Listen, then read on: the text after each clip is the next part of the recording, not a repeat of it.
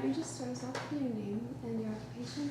Sure. My name is Cody Barkman, and I am inside sales lead at Chlorophyll Incorporated. What exactly does your company do?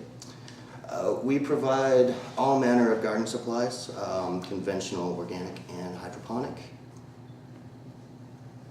Okay. So, do plants really grow faster in a hydroponic system? They can. The great thing about hydroponics is controlling all of the variables. So, if you have your environment and nutrition dialed in for the plants, growth rates can definitely be increased. So, do different plants need different solutions? Most definitely. Even some plants will need different solutions throughout the course of their life. Typically speaking, green leafy growth will be one type of nutritional needs, higher in nitrogen, and then the reproductive or flowering phase of a plant's life will require more phosphorus and potassium. Can you grow more than one type of plant in the same system? You definitely can if their nutritional needs are the same. You can grow, herbs and leafy greens, things like that, in the same system.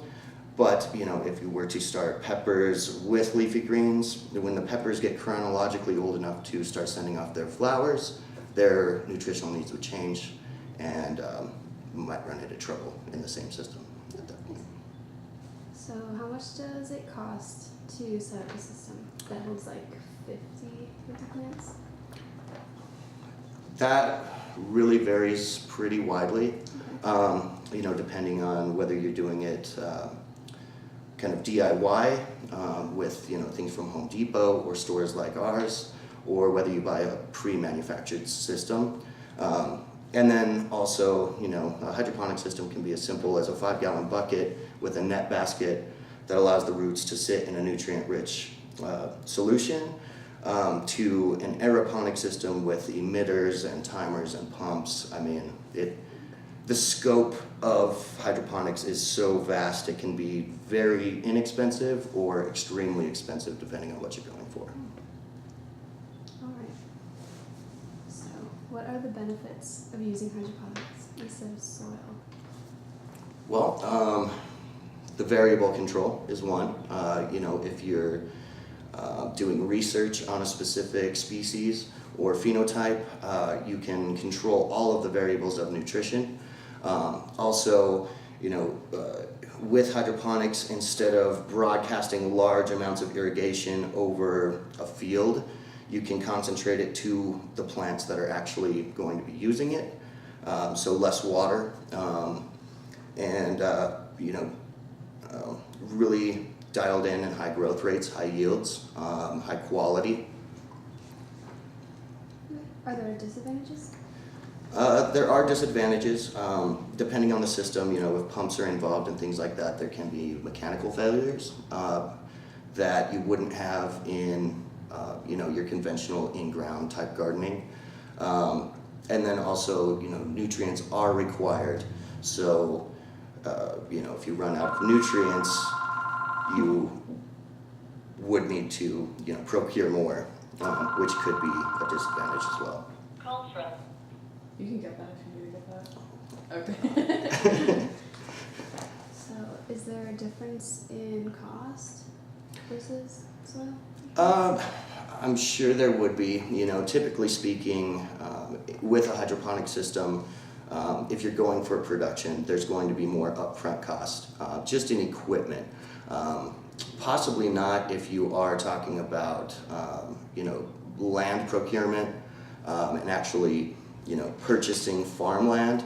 But, the initial investment, especially if it's indoors, you've got environmental controls, lighting, then the system itself, and ongoing nutrients, which, can be, I suppose, more expensive depending on the style of gardening and, the source of those nutrients. So. Let's see. How often do you need to check the pH levels in the solution? Ideally daily. There are systems, most commercially available nutrients are pretty buffered as far as the pH goes, but you also have factors in the nutrient solution of the plants uptaking certain nutrients, leaving nutrients behind. So the concentration of and levels of those specific nutrients that the plants need can be depleted and then concentrated just by the plant feeding. So ideally in a system, you would be checking at least the pH daily, because the pH is going to determine what nutrients are available to the plant. But in automated systems, there can be weeks on end where the automated system will just take care of the plant. And there are technologies out now that are intuitive and will monitor the parameters that you're looking for and adjust things depending on what they find. So if you didn't check and there was a big change, what would happen to the plants? All depends what the change is. Insects and pests are definitely a big factor. Also, if someone's not there to check, if a water level drops or pH gets out of whack, an entire crop can just either dry out or get deficient in a certain nutrient to the point where the stress put on the plant is going to add time until harvest to get it back to health. There can be catastrophic failures if left unchecked. So are the systems that adjust pH user-friendly? They can be. There are definitely some companies that have come up with new systems recently that have very user-friendly interface and with a little bit of direction as to how to use them are very convenient. Why should people care about hydroponics? Oh man, that's a broad question. Yeah. I think first and foremost, horticulture is part of the human species and how we've been able to come this far as a species. And turning to plants and fungus and naturally occurring life is really going to be key moving forward as a species to ensure that our planet remains habitable. And not only that, just caring for plants is it's a healthy escape from the stresses of modern day life, and it's really cool. What place could it have in the future with new technology? I'm sorry. What place could it have in the future with new technology? Oh man, well, renewable energy is definitely one. If more of a broad spectrum of people were growing plants hydroponically, producing their own food, even fiber like for clothing. The implications are really vast as far as where it could take us in the future. Do you know anything about food deserts? Yes, we're actually in one now.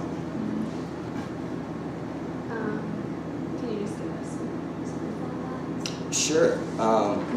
This location specifically, which is in the islands of North Denver, the only places around to really get food, within probably a 5-minute drive, are the 7-Eleven, which I don't know, most convenience stores, all of the food is processed, and packaged,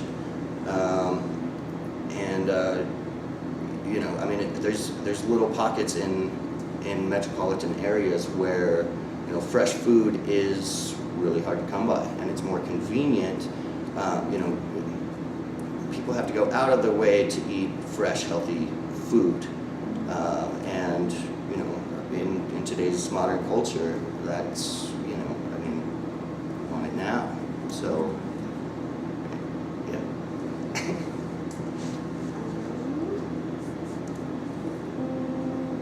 Do you think there's any urgency in developing more local or community gardens?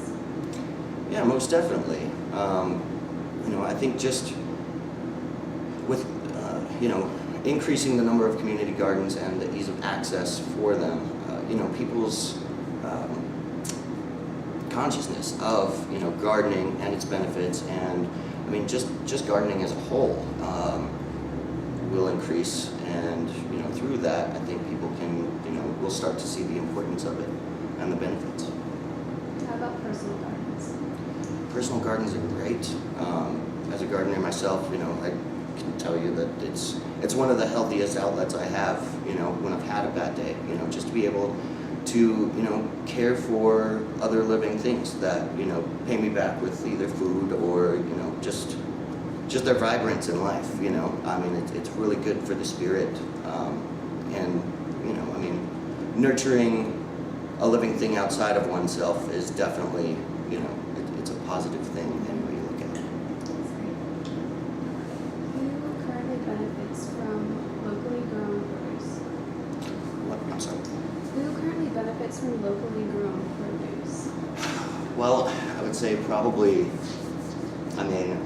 unfortunately, probably people with the money to spend on, premium priced locally grown produce. And then the people that are getting those prices for their crops. But, the implications of that, if it becomes more widespread and more easily accessible, everybody would benefit. So, do you know of any innovative ideas involved in hydroponics? You've heard of? Any innovative ideas that you've heard of? Oh, well, definitely, you guys had touched on it, but the wireless control, of, operating systems, equipment, things like that, that has definitely come a long way. And is very innovative and, could really, be a game changer as far as food production. So, what kind of lighting is used to grow produce plants? It is definitely varied. If we're talking artificial lighting, fluorescence can be used for shorter vegetative crops and some flowers, but they really don't have the intensity to really have fruit set and produce heavily. So that's when you switch to high intensity discharge type lamps. Traditionally speaking, since the inception of indoor gardening, high pressure sodium and metal halide lighting has been primary and still continues to be. High pressure sodium lighting is more on the reddish spectrum, which mimics the larger amount of atmosphere that the sun has to travel through to plants in the fall. So that is typically used for the flowering response or fruiting section of the plant's production. Metal halide is the wider blue light, which mimics spring and summer lighting. So that has been traditionally used on a large scale for vegetative growth. And there's new technology. Ceramic metal halides are a newer type of lamp. They're 315 watts, so they're definitely smaller and more energy efficient, and those are becoming a preferred means of horticultural lighting. That's pretty much all the questions. So, Do you have any questions for us? I think so. Thank you guys for letting me be a part of this. Thank you. Yeah. Thank you very I hope much. it's good. Do you guys have any random questions? Not really. I think that's it. Covered it all. Cool. Thank you so much. Thank you. Yeah, thank you guys.